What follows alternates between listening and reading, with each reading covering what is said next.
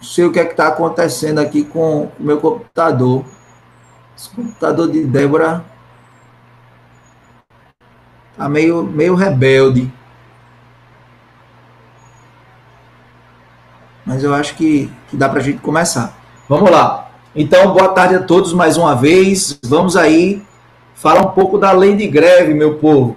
E eu já vou começar falando sobre o artigo 1º da lei de greve, que diz que é assegurado o direito de greve competindo aos trabalhadores decidir sobre a oportunidade de exercê-lo, sobre os interesses que devam, por meio dele, defender.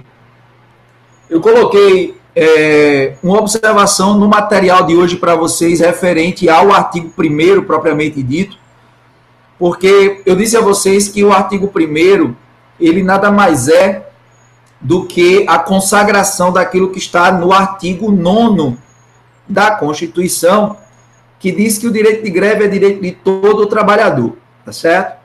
Só que as questões inerentes à oportunidade de exercer o direito de greve estão diretamente ligadas à atuação do sindicato dos trabalhadores no momento em que se vai deflagrar a greve. Porque se você perceber comigo, lá no artigo 1º, vai estar falando que compete aos trabalhadores decidir sobre a oportunidade de exercer esse direito e os interesses que devam, por meio dele, defender.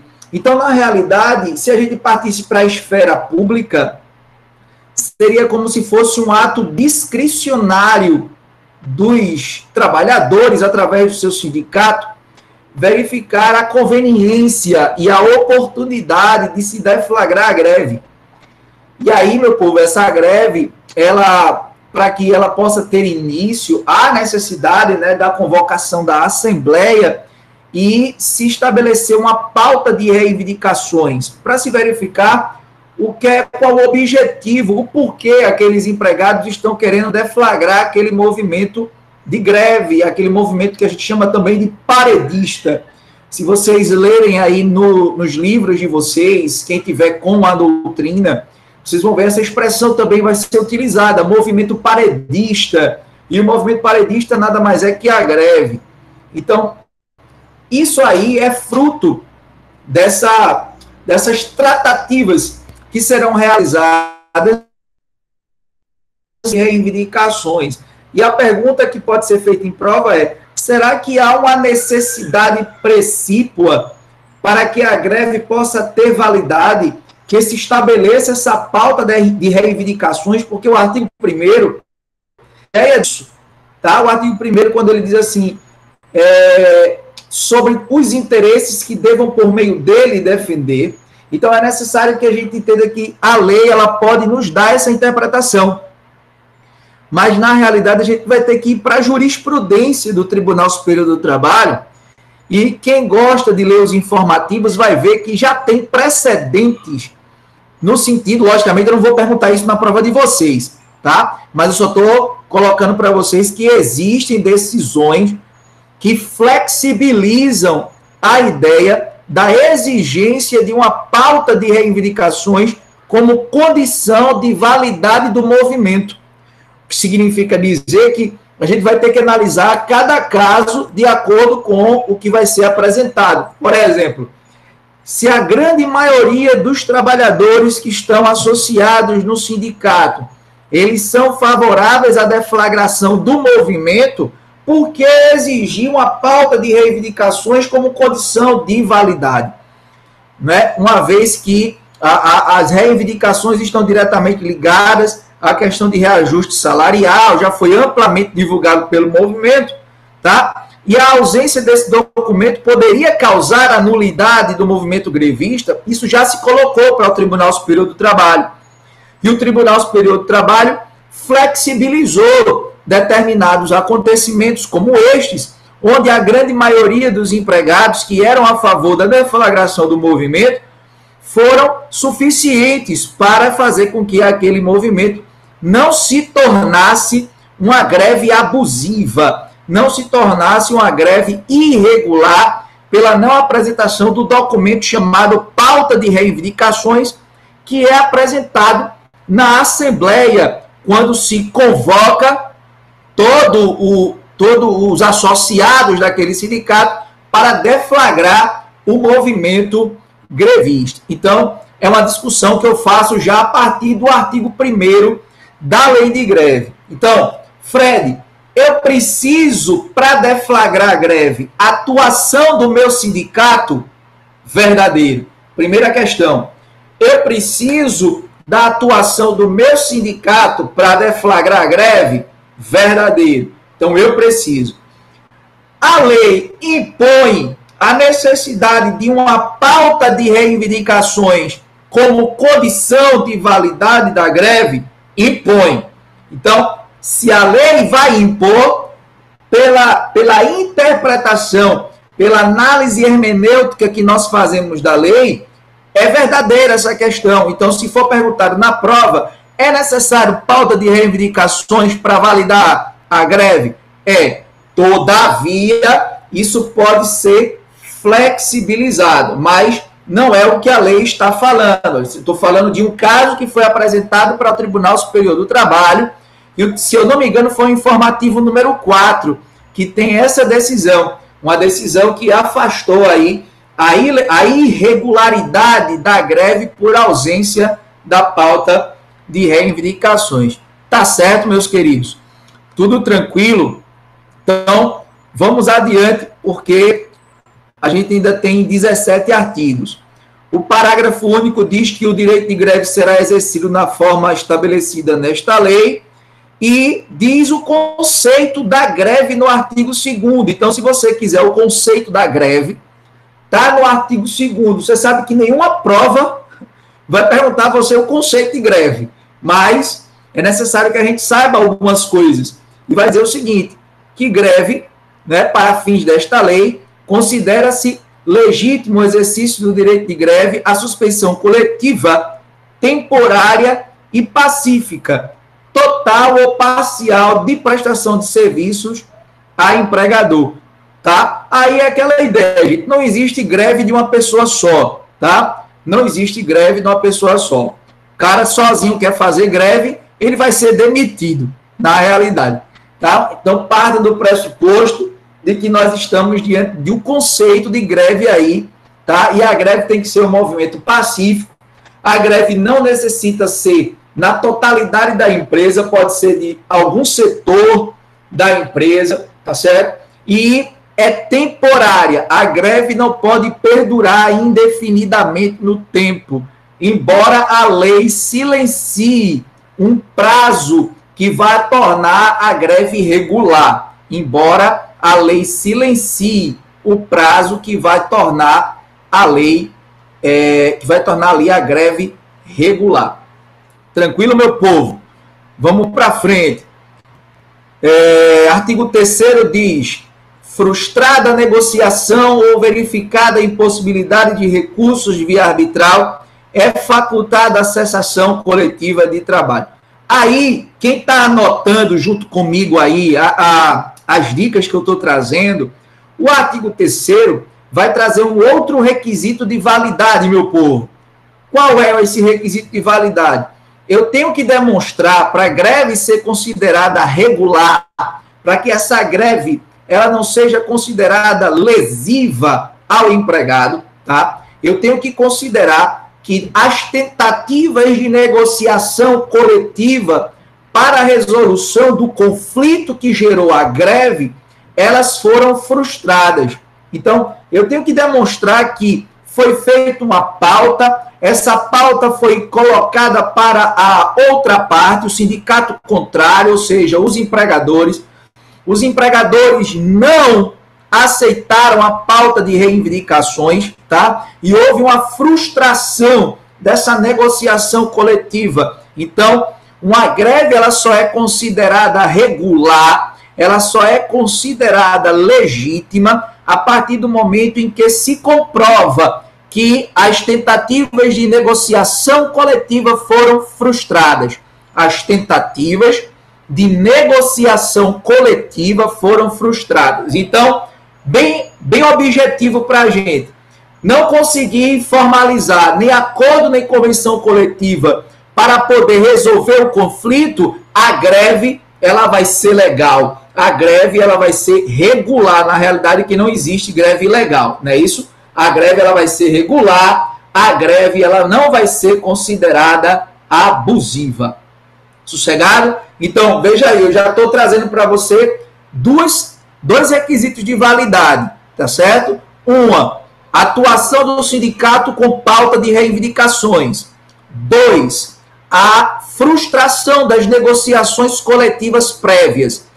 Então, primeiro, a atuação do sindicato com pauta de reivindicações. Segundo, a frustração das negociações coletivas prévias. A frustração das negociações coletivas prévias. Então, nós estamos aí com 2 requisitos necessários para a validade do movimento grevista. Parágrafo único do artigo 3º vai dizer que a entidade patronal correspondente ou os empregados diretamente interessados serão notificados com antecedência mínima de 48 horas da paralisação, tá? Isso aí nem precisa dizer a vocês que é questão certa de prova. Então, principalmente prova de marcar X. O prazo de aviso prévio da deflagração do movimento é com 48 horas de antecedência, tá? Vai iniciar o movimento a partir do momento em que o movimento vai iniciar, a partir do momento que vai se iniciar a greve, 48 horas antes eu tenho que avisar que naquele dia específico vai parar. Naquele dia específico vai parar. Eu só posso parar se houver essa comunicação prévia de 48 horas. Isso eu não estou falando em atividades essenciais ainda, tá? Porque atividades essenciais o prazo é outro, é 72 horas. Mas para as demais atividades, sem ser as atividades essenciais, o prazo é 48 horas. Então coloque aí um asterisco, porque isso é questão certa de prova. Não da nossa, porque isso é muito fácil, não é? Isso é muito fácil. Então é provável que numa prova que vocês venham a fazer, né, um pouco mais fácil que a minha, né, uma prova de juiz do trabalho que vocês venham a fazer, né, aí você consiga aí pegar essa questão, certo? Brincadeira, gente. Minha prova é o sossego na vida. Vamos para frente. Artigo 4º, caberá à entidade sindical correspondente convocar na forma do seu estatuto a Assembleia Geral, que definirá as reivindicações da categoria e deliberará sobre a paralisação coletiva da prestação de serviços. Olha aí, o artigo 4º nada mais é daquilo que a gente falou no artigo 1º. Está vendo que tem que ter atuação do sindicato? Caberá à entidade sindical. Caberá à entidade sindical. Então, eu tenho o sindicato que convoca a Assembleia e na Assembleia é feita a pauta de reivindicações. Eu tenho o sindicato, convoca a Assembleia e a Assembleia delibera sobre a pauta de reivindicações. O que é que está se pleiteando na greve? É esse documento, tá? É esse documento. Esse documento onde vai estar delimitado o que você está pleiteando no movimento grevista. Ok, meu povo? Sossegado? Não existe assunto mais fácil que greve. Vamos para frente. O estatuto da entidade sindical deverá prever as formalidades de convocação e o quórum para deliberação, tanto da deflagração quanto da cessação da greve, e na falta da entidade sindical, a Assembleia Geral dos Trabalhadores Interessados deliberará para fins previstos no caput, constituindo comissão de negociação. Tá. Se for perguntado se existe exceção à regra quanto à atuação do sindicato para a deflagração do movimento, a resposta está aí no parágrafo 2º do artigo 4º. Então, é possível que o sindicato ele não inicie essas negociações, mas mesmo assim, mesmo que o sindicato ele se furte de realizar essa negociação, de realizar essa convocação de assembleia para fazer a pauta de reivindicações, para dar início ao movimento grevista, é possível que se tenha uma Assembleia Geral dos Trabalhadores, mesmo sem o sindicato, tá? Que vai constituir uma comissão de negociação. E esta comissão de negociação é que vai realizar a pauta de reivindicações, ok, meu povo? Quero aproveitar o momento para também saudar o doutor João Paulo, saudar a doutora Aldelice e saudar o doutor Daniel Martins, que acaba de entrar. Se o meu computador aqui conseguir fazer com que Daniel adentre a sala, mas eu acho que ele já entrou. Então, boa tarde, João Paulo, boa tarde, Aldelice, boa tarde, doutor Daniel Martins. Então, vamos para frente, meu povo. Aí, falando naquela questão que eu disse a vocês, sobre a exceção à regra, então é necessário que a gente tenha esse entendimento, tá? Se a entidade sindical, né, ela não iniciar as tratativas, não convocar a assembleia, tá? Eu posso ter uma assembleia geral, nomear uma comissão de negociação através da Assembleia Geral dos Trabalhadores interessados para deliberar sobre a greve, ok? Então, isso é um ponto importante. Outro artigo, o artigo 5º, a entidade sindical ou comissão especialmente eleita representará os interesses dos trabalhadores nas negociações ou na Justiça do Trabalho, tá? Representação administrativa e judicial dessa Assembleia. E o artigo 6º. O artigo 6º é meio engraçado, gente. Eu vou dizer por quê. Veja quais são os direitos dos grevistas. O emprego de meios pacíficos tendentes a persuadir ou aliciar os trabalhadores a aderirem à greve e a arrecadação de fundos e a livre divulgação do movimento. Isso também é reflexo, meu povo, do artigo 1º. O artigo 1º diz que o movimento ele tem que ser pacífico. Não sei se vocês já ouviram falar numa coisa chamada piquete. Quem já ouviu falar aí no chamado piquete? O piquete, na realidade, seria a obstrução por parte dos trabalhadores grevistas daqueles empregados que querem furar a greve. O que é o empregado que vai furar a greve? É o empregado que não quer fazer greve, ele quer trabalhar. Então, o movimento grevista, ele não poderá impedir os empregados que não querem aderir à greve de trabalharem. Eu não posso fazer esse movimento de obstrução, fazendo com que a ideia do aqui ninguém entra, nós estamos aqui reivindicando os nossos direitos e fura a greve aqui não tem vez, fura a greve aqui vai sair debaixo de vaia. Então, se eu fizer isso, tá, eu não estou dentro dos limites estabelecidos, né, pela própria legislação, que diz que eu tenho que utilizar meios pacíficos. E esses meios pacíficos impedem aí a utilização do piquete. Então, se vocês ouvirem falar aí especificamente nessa utilização do piquete, isso milita contra a regularidade do direito, do exercício do direito de greve.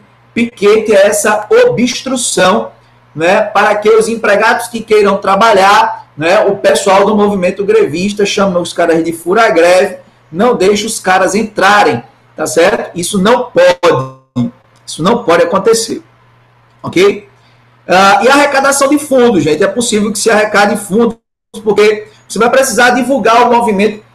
Eu acho muito interessante as greves quando são realizadas pelos bancos, né? As greves que são realizadas pelos bancários, elas são amplamente divulgadas, inclusive com cartazes, e tudo aquilo gera um dinheiro, há uma necessidade de uma demanda financeira para se fazer aquilo.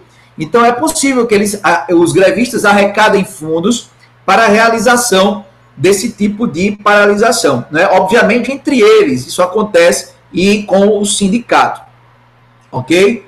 Eu acho que nenhum empregador ele contribuiria com isso. Parágrafo 1º, em nenhuma hipótese os meios adotados por empregados e empregadores poderão violar ou constranger os direitos e garantias fundamentais de outrem. Parágrafo 2º, é vedado às empresas adotar meios de constranger o empregado ao comparecimento ao trabalho, bem como capazes de frustrar a divulgação do movimento, e as manifestações e atos de persuasão utilizados pelos grevistas não poderão impedir o acesso ao trabalho, nem causar ameaça ou dano à propriedade ou pessoa.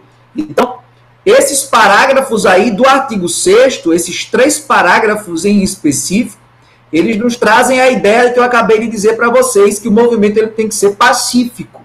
Eu não posso restringir, por exemplo, a liberdade de ir e vir de ninguém, a liberdade de locomoção. Eu não posso constranger ninguém, ameaçar ninguém e dizer, olha, se você não aderir à greve, a gente vai fazer represálias contra você na empresa, a gente vai perseguir você na empresa. Esse tipo de coisa é contrário ao movimento, tá? Pessoal que inicia o movimento grevista de forma violenta, abrupta, causando danos patrimoniais, né, danos a terceiros e o próprio empregador. Esse tipo de atitude ela é veementemente rechaçada pela legislação, tá? Levando a possibilidade de ser declarada também a greve de forma abusiva, se isso ocorrer, levando-se em consideração que qualquer prática de crime de dano não é da competência da Justiça do Trabalho. Qualquer crime de dano, mesmo que realizado durante o movimento grevista, não é da competência da Justiça do Trabalho processar e julgar. Crime de dano realizado pelos grevistas não é competência da Justiça do Trabalho, né? Processar e julgar crime de dano. Se eu não me engano, recentemente saiu uma decisão de uma ADPF confirmando isso no STF, salvo o melhor juízo, dando repercussão geral à ideia de que a Justiça do Trabalho não tem competência criminal. Não tem competência criminal. Então, se os grevistas cometerem crime de dano durante a deflagração do movimento, esse crime ele será processado e julgado na Justiça comum. Será processado e julgado na Justiça comum, que é a justiça que terá competência. Outra coisa, meu povo, que é bem interessante aqui, às vezes a gente, falando já de competência com relação à greve na Justiça do Trabalho, a gente sabe que a administração pública direta, autárquica e fundacional, no momento de suas contratações, no momento de chamar as pessoas para trabalharem, tá? Pode ter pessoas trabalhando sob a égide do regime seletista. Pode ter pessoas trabalhando sob a égide do regime seletista. Pessoas que trabalhem, tá? Que fazem concurso público, entram na administração pública direta, autárquica e fundacional, mas são seletistas. Essa galera, quando ela deflagra greve, a pergunta que eu faço a vocês é, para se julgar se a greve dessa galera é abusiva ou não, de quem é a competência? É da Justiça comum ou é da Justiça do Trabalho? Sendo servidores, sendo os chamados empregados públicos, aqueles que são seletistas e que fazem parte da administração pública direta, autárquica e fundacional. Justiça do Trabalho é o comum. Aí, doutor Daniel Martins, saiu decisão também do Supremo Tribunal Federal, dizendo que a competência é da Justiça comum. Está aí no material, no material de Vossas Excelências. Quem está com o material aí, abre para dar uma olhadinha. Eu coloquei essa informação aí no material de Vossas Excelências. Eu estou sem ele aqui, mas Lelê está aí com ele, Lelê. Lê para mim aí essa observação que eu coloquei. Na ficha de hoje ou na da semana passada? Na de hoje. Na de hoje tem uma questão envolvendo aí a administração pública direta, os grevistas, que são seletistas. Eu acho que está no meio da ficha. Eu tenho aqui. Lê aí, Josi. Em 2017 foi julgado o RE 843. Recurso extraordinário. Vê aí, Daniel. Vê aí. Escuta aí, Daniel. Pelo STF, que determinou a competência da Justiça Comum Federal ou Estadual com repercussão geral para julgar a abusividade da greve de servidores públicos seletistas da administração pública direta, autarquia e federações públicas. Fundações públicas. Muito bem, Josi. Obrigado, Josi. Daniel, dorme com a bronca dessa. Então, a gente vai ter que estar sempre ligado na jurisprudência. Você acertadamente... Você acertadamente lembrou que se for CLT, é Justiça do Trabalho, não é isso? Você já fez essa ligação, porque você teve comigo as aulas lá de processo trabalhista, a gente tinha visto isso. Só que nessa esfera da greve de empregados públicos seletistas, da administração pública direta, autárquica e fundacional, o recurso extraordinário lá em 2017 foi julgado pelo STF e dado repercussão geral, excluindo...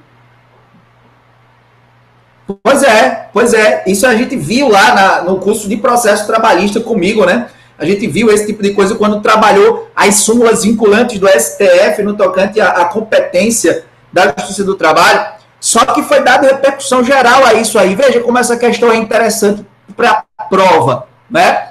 Então, nossa prova ela pode explorar esse tipo de questão. Então, se prepare aí, bote aí uma foto, né? Da sua namorada, do seu namorado, da sua esposa, do seu esposo. Lembrando que isso aí vai cair na nossa prova. Tá bom, meu povo? Repercussão geral do Supremo Tribunal Federal para questões envolvendo greve. Ok? Vamos para frente. Artigo 7º da lei de greve vai dizer: observadas as condições previstas nesta lei, a participação em greve suspende o contrato de trabalho, devendo as relações obrigacionais durante o período ser regidas pelo acordo, convenção, laudo arbitral ou decisão da Justiça do Trabalho. Aqui comigo, galera. Suspensão do contrato de trabalho. Os caras não trabalham, também não recebem, não conta tempo de serviço e não tem recolhimento de FGTS. Isso é suspensão. Então, a lei de greve, ela determina que a greve, no momento em que se deflagra a greve, o contrato de trabalho dos grevistas é suspenso. Eles não trabalham, mas também não recebem, não conta tempo de serviço e não tem recolhimento de FGTS, a não ser que se faça um acordo, uma convenção coletiva de trabalho, se tenha um laudo arbitral ou uma decisão da JT dispondo em contrário. Tá certo? Então, a regra é que greve é suspensão. A regra é greve é suspensão.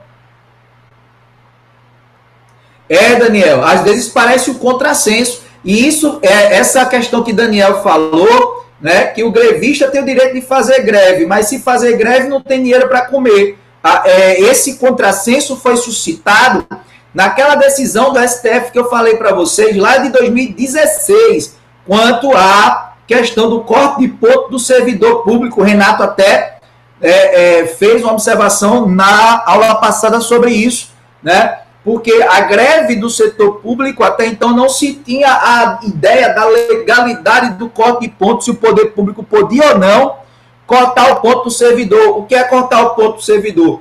Deixar de pagar o servidor porque o servidor fez greve.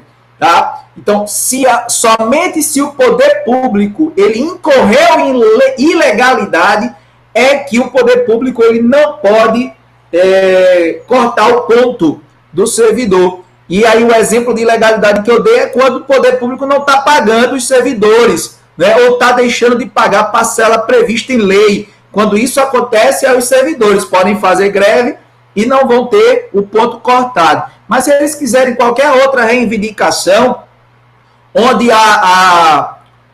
o poder público não está incorrendo em ilegalidade, todo grevista, mesmo servidor público, ele pode ter seu ponto cortado. Ou seja, eles não receberão pelos dias parados, ocorrerá também como se fosse uma suspensão ali, né, do vínculo. Tranquilo, meu povo?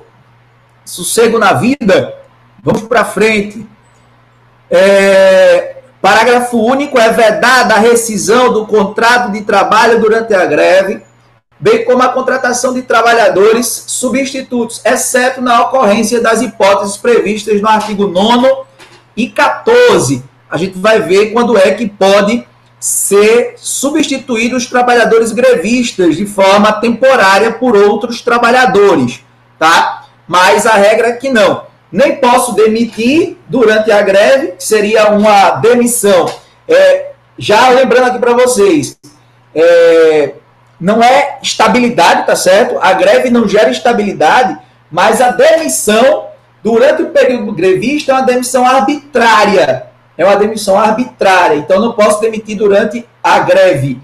E não posso também contratar trabalhadores substitutos, porque seria frustrar o movimento. Eu só posso fazer isso nas hipóteses do artigo 9º e 14, que a gente vai ver daqui a pouco.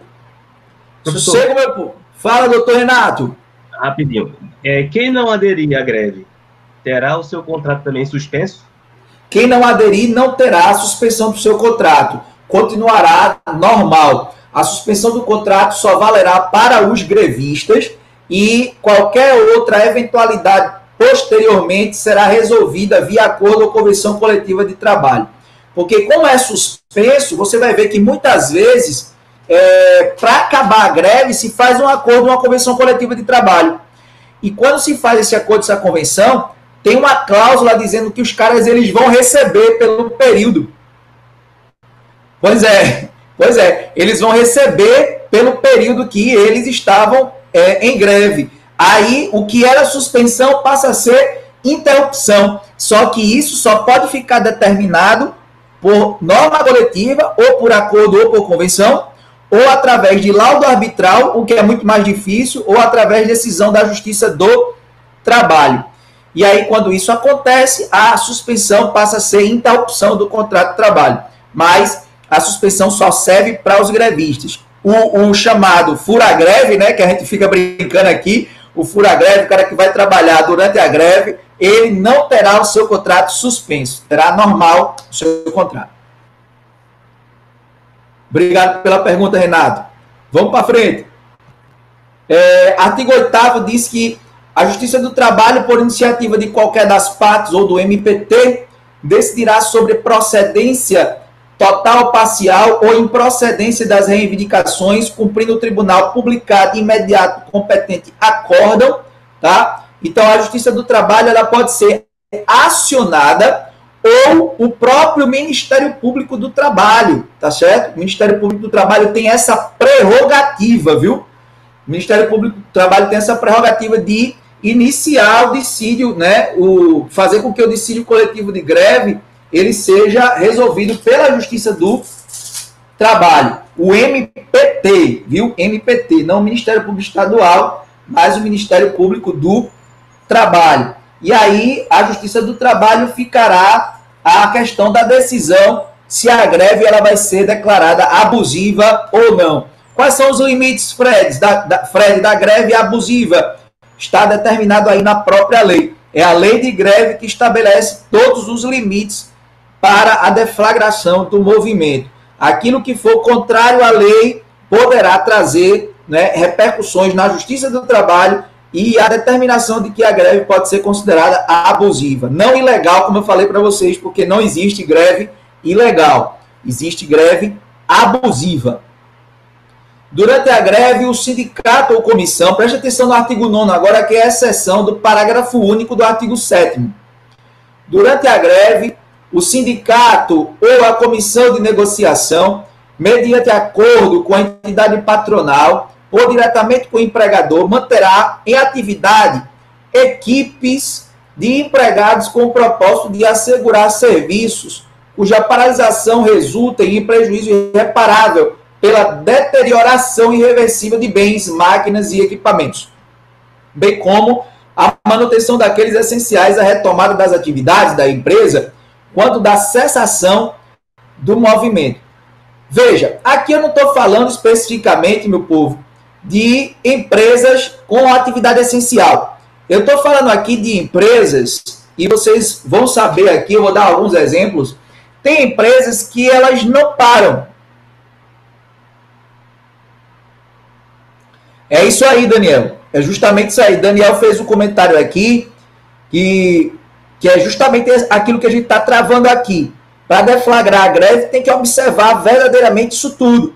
Daniel disse que é possível decretar a greve, mas existem nuances a ser consideradas sob pena de se tornar abusiva, mas nunca ilegal. É justamente isso, Daniel. Então, a greve é um direito constitucionalmente previsto. Qualquer trabalhador pode, dentro dos limites legais, deflagrar com seus sindicatos, né? Os sindicatos que fazem toda essa movimentação. Todavia, se a lei de greve ela não for respeitada, deverá isso ser geralmente para a Justiça do Trabalho, para ser analisado pela Justiça do Trabalho, para ver se a greve ela é abusiva ou não, tá certo? Então é justamente isso que nós estamos trabalhando aqui hoje. E o artigo 9º, ele não vai falar de atividade essencial, o artigo 9º vai falar, né? Ju está seguindo o relator, doutor Daniel. Aí vai falar do artigo 9º daquelas empresas que elas trabalham 24 horas, cujo maquinário ele não pode parar. Se o maquinário parar, isso pode trazer danos irreversíveis, e a empresa ela pode ter um prejuízo por causa do movimento paredista, um prejuízo de alta monta, por deterioração de todo o maquinário daquela empresa em virtude da paralisação total das atividades. Então, o artigo 9º, preocupado com essa situação, diz o seguinte: dessas empresas onde é impossível a paralisação total, e eu não estou falando de atividade essencial, tá? Eu estou falando especificamente dessas empresas que elas geram 24 horas, o seu maquinário ele não pode parar, sob pena de quebrar, de se deteriorar, tá certo? Pelo decurso do tempo, sem trabalhar. É necessário que se fiscalize, que se analise isso durante a greve, através dos sindicatos, ou da comissão de negociação, quando não tem sindicatos, fazendo-se um acordo com a entidade patronal, ou diretamente com os empregadores, para a manutenção dessas atividades, sob pena, né, obviamente, de dar a possibilidade. Isso aí, Daniel, a fábrica de vidro de Vitória é um exemplo. Nós temos aqui a própria Sadia, né? A própria Sadia, a Mondelez, são empresas, a Pitu, são empresas cujo maquinário ele não pode parar. Se algum daqueles maquinários pararem, gera prejuízo na empresa, gera prejuízo irreversível, uma deterioração, inclusive, do material. Então, é necessário que se mantenha essa equipe através de acordo. Se esse acordo não for realizado, Lele, aí o que é que pode acontecer? O empregador, ele poderá contratar trabalhadores substitutos. E essa contratação não será considerada uma atitude antissindical por parte do empregador. Essa atitude não será considerada uma atitude antissindical por parte do empregador. A contratação desses trabalhadores temporários será legítima, não irá frustrar a greve. Por quê? Porque não foi feita essa negociação anterior para que o maquinário continuasse trabalhando, uma equipe específica continuasse dando vazão a esse maquinário. Tranquilo, meu povo? Eu acho que alguém fez um comentário aqui, deixa eu abrir o chat, que o comentário passou e eu não vi. Doutor Daniel, foi do exemplo. Ju também falou, a Sadia, fábrica de chocolate, eu não tinha visto, Ju, mas muito bem, é isso aí. Perfeito. Então vamos para frente, continuando aí a análise da legislação. Não havendo acordo, olha aí, é assegurado ao empregador, enquanto perdurar a greve, o direito de contratar diferentes serviços, diretamente os serviços necessários a que se refere este artigo, tá bom? Então, o parágrafo único dá essa prerrogativa aqui à empresa de contratar trabalhadores substitutos, tá? Em virtude desse período de greve. Agora vem o artigo 10, meu povo. O artigo 10, como eu falei para vocês, seria interessante vocês pegarem aí a legislação atualizada. Por quê? Porque esse artigo sofreu alterações em 2019 e em 2020, esse ano, tá? uma medida provisória, a 945, e também a Lei 13.903 e a Lei 13.846 de 2019. Então, eu tive 3 ordenamentos jurídicos aí que modificaram o artigo 10 da Lei de Greve. O artigo 10 da Lei de Greve, gente, vai trazer aqui uma lista de 15 serviços essenciais. Se seu livro, se o material aí de vocês não tiver 15, é porque está anacrônico, tá certo? Porque os demais foram incluídos aí por essas 3 legislações, perfeito? Então, tudo que está no artigo 10 da Lei de Greve são chamados serviços essenciais. Serviços essenciais. Então, esses serviços essenciais, eles têm que ter uma análise mais cuidadosa no momento da deflagração do movimento. Fred, para a sua prova, Fred, eu preciso ter memorizado aí os 15, para minha prova não. Mas quando você for fazer prova da OAB, você tem que saber os 15 para a primeira fase, tá? Mas, Fred, direito coletivo do trabalho quase não cai na primeira fase. É verdade, mas seguro morrer de velho. É necessário que você saiba os 15. O de Daniel está até... Só tem 14, né, Daniel? Está assim anacrônico, meu querido. Mas aí você faz aí a complementação. Você coloca atividades portuárias no 15, tá? As atividades portuárias foram mencionadas também como atividades essenciais a partir da medida provisória 945 de 2020. Atividades portuárias foram também incluídas aí no versículo 15, o versículo, e eu com a Bíblia na cabeça, glória a Deus. Isso foi pregando no final de semana. O inciso 15. Perdão, a falha técnica. Aí o inciso 15 vai trazer as atividades portuárias. Aí você coloca aí, doutor Daniel, para poder não precisar comprar outro vadimeco, tá certo? Tem na ficha da semana passada, se eu coloquei. Na ficha da semana passada eu já coloquei também. Lele está me lembrando. Muito bom, Lele. Obrigado, porque eu tinha esquecido que tinha colocado.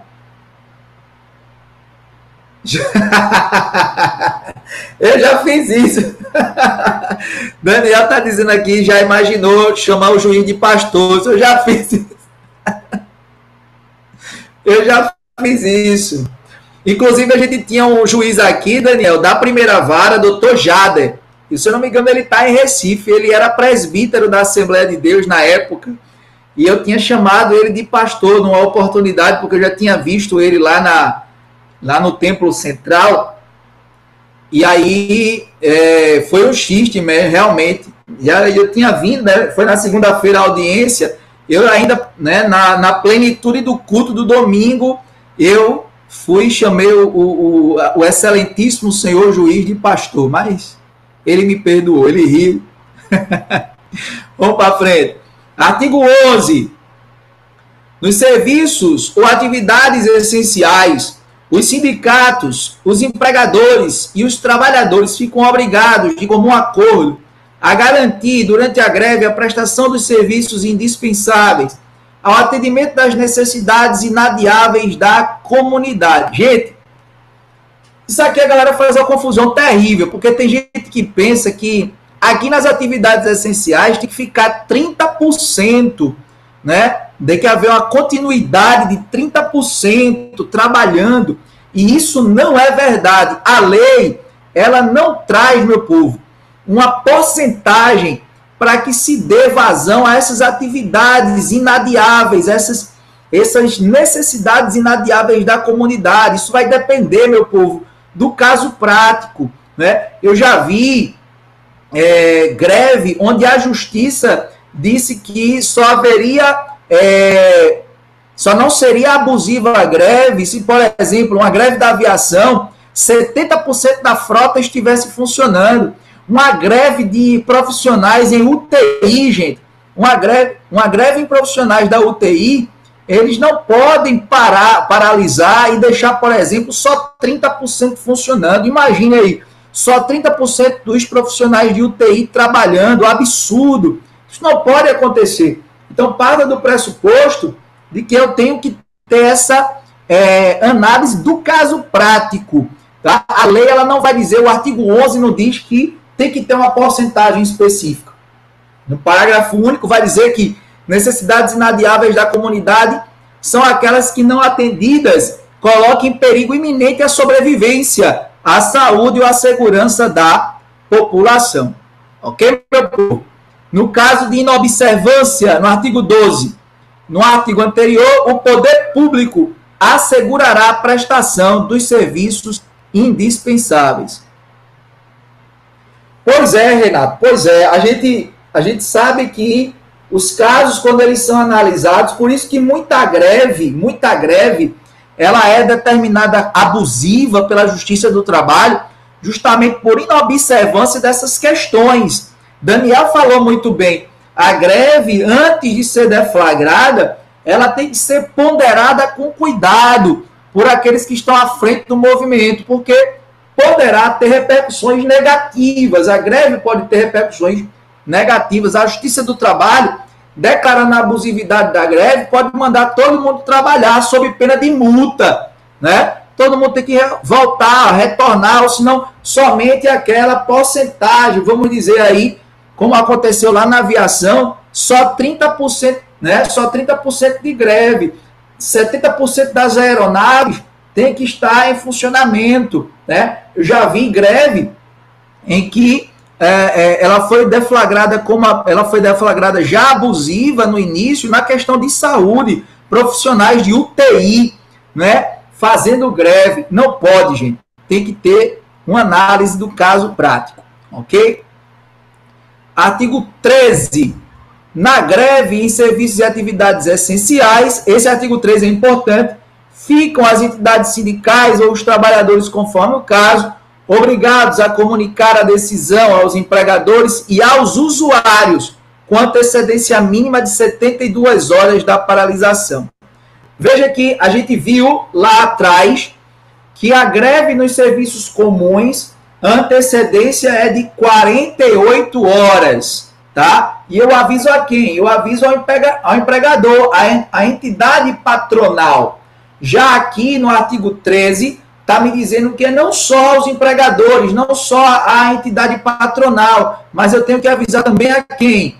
Comunicar aos empregadores e aos usuários, com antecedência mínima de 72 horas. Então, a população que faz uso da atividade essencial tem que ser comunicada com antecedência prévia de 72 horas de que vai ser iniciado o movimento. Tem que dar ampla divulgação. Artigo 14, também é exceção do que a gente viu lá em cima. Constitui abuso do direito de greve a inobservância das normas contidas na presente lei, bem como a manutenção da paralisação após a celebração da convenção ou decisão da Justiça do Trabalho. Acordo, convenção ou decisão da Justiça do Trabalho. Foi o que Renato perguntou. Eu disse, Renato falou sobre a questão da suspensão do contrato de trabalho, né? E eu disse a vocês que é possível que através de acordo e convenção coletiva do trabalho, a greve ela cesse. Então eu possa realizar um acordo ou uma convenção coletiva do trabalho para acabar a greve. Se mesmo realizando, Renato, o acordo e a convenção coletiva de trabalho para acabar a greve e a greve perdurar após a realização do acordo da convenção, inclusive nesse acordo dizendo que a gente vai pagar pelos dias parados, tá? Essa greve, a manutenção dessa greve será considerada abusiva. Então, deflagrou o movimento através, né, do sindicato. Começou o movimento, avisou com 48 horas de antecedência. Tá lá, a greve começou. Com 15 dias se fez um acordo, uma convenção coletiva para paralisar a greve, porque a greve estava trazendo transtorno. Se fez o acordo Inclusive está dizendo que eles vão receber pelos dias parados, vai ter depósito fundiário desses 15 dias aí, tudinho certinho. E os caras continuarem no movimento grevista, essa greve, a manutenção dessa greve é considerada abusiva. Então, é isso que está nos dizendo o artigo 14, tá? Parágrafo único, na vigência do acordo, convenção, sentença normativa, não constitui abuso o exercício do direito de greve e a paralisação que, aí vem as exceções, tenha por objetivo exigir o cumprimento de cláusula ou de condição, ou seja, se os caras não estão pagando, Renato, se os caras não estão pagando, Aldelice, o que é que eu tenho que fazer? Continuar a greve, porque se eles disseram na cláusula que iam pagar e não pagaram, a greve ela pode continuar e não vai ser considerada ilegítima ou abusiva, ou ser motivada pela superveniência de fato novo ou acontecimento imprevisto que modifique substancialmente a relação de trabalho. Exemplo, a pandemia. A pandemia é um fato novo que está alterando substancialmente as relações de trabalho. Só existe esse tipo de... Ou o fato do príncipe, por exemplo, né? A administração pública requereu o imóvel daquela determinada fábrica, né? Aquela fábrica vai deixar de existir, tá? Esse tipo de coisa ela pode também trazer consequências para os contratos de trabalho e isso daí poderá fazer com que a greve ela possa perdurar por mais tempo. Artigo 15, já estamos acabando. A responsabilidade pelos atos praticados ilícitos ou crimes cometidos no curso da greve será apurada, conforme o caso, pela legislação trabalhista, civil ou penal. Isso a gente já viu. Deverá o Ministério Público de ofício requisitar a abertura de competente inquérito e oferecer denúncia quando houver indício da prática de delito. Veja que aqui ele não fala de Ministério Público do Trabalho, ele fala de Ministério Público, porque a competência vai ser da Justiça Comum, quando a gente fala de crime, tá? A Justiça do Trabalho não tem competência. Artigo 16. Para os fins previstos no artigo 37, inciso 7º, lei complementar definirá os termos e os limites em que o direito de greve poderá ser exercido. Isso aqui a gente já viu também na aula passada, que foi a greve no setor público. Greve no poder público, tá certo? Exigiria uma lei complementar, mas essa lei complementar, desde 1988, ela não veio. E aí, o STF, julgando vários mandados de injunção, resolveram aplicar, por analogia, a lei da iniciativa privada, que é essa que a gente está estudando. Então, toda vez que o setor público fizer greve, o limite é essa lei. Então, até agora nós estamos assim. Não existe nenhuma lei que regule a greve no setor público. Não existe. E para terminar, fica vedada a paralisação das atividades por iniciativa do empregador com o objetivo de frustrar a negociação ou dificultar o atendimento de reivindicações dos respectivos empregados. O nome disso é lockout, né, que a gente viu quando estudou direito do trabalho. O que é lockout? Lockout é a greve que é deflagrada pelo empregador. Para que, Fred, o empregador deflagra a greve? Para dificultar negociações coletivas futuras. O empregador, ele incita a movimentação paredista, ele manda os empregados deflagrarem greve para dificultar as negociações coletivas. O nome disso é lockout. É o empregador ninja que faz com que os empregados sejam suas massas de manobra. Tem empregador que faz isso. Quando isso acontece, o nome disso é lockout, tá? Lockout, gente, não pode ser greve regular, é uma greve irregular, porque lockout é direito, é uma greve que foi deflagrada pelo empregador, incitando os empregados a fazerem isso. Então, vai dizer a própria lei que o lockout é caso de interrupção do contrato de trabalho e não suspensão. Coloque aí, lockout é caso de interrupção do contrato de trabalho e não de suspensão. Meu povo, é exatamente 17 horas em ponto. uma hora exata para analisar os 17 artigos da lei de greve. Né? A gente foi mais pontual do que a Rainha Elizabeth no chá das 5. Então, eu quero agradecer a vossas excelências pela participação de todos conosco aí. Deus abençoe. Eu só queria saber por que só Renato e Lelê é que aparece no vídeo. Mas ninguém, fica todo mundo escondido. Eu não vejo Túlia, eu não vejo Ju. Né? Não vi Daniel. Daniel botou uma foto dele aí quando ele tinha 15 anos. Não vejo Aldelice. Então, não vejo João Paulo. Mano não aparece. Não vejo Josi. Só que Josi de vez em quando aparece. Josi eu ainda vejo. É o home office, né, Ju? Gente, forte abraço. Até a prova. A gente se vê nas nossas duas questões, né? Então, eu acho que não vai ter final, né? Eu acho que não vai ter final, a não ser que você queira fazer.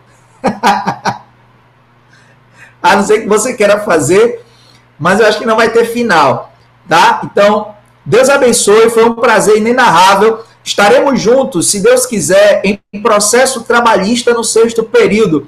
E, se Deus assim permitir, juntos fisicamente, tá certo?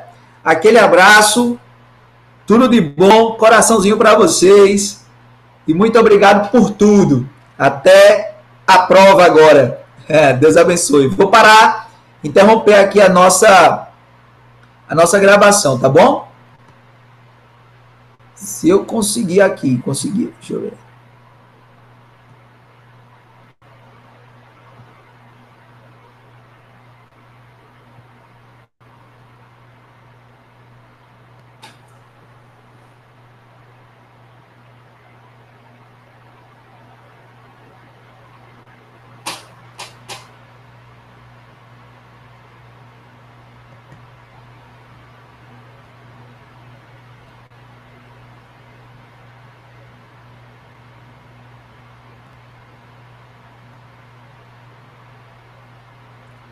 Obrigado, Túlia. Obrigado, gente. Deus abençoe.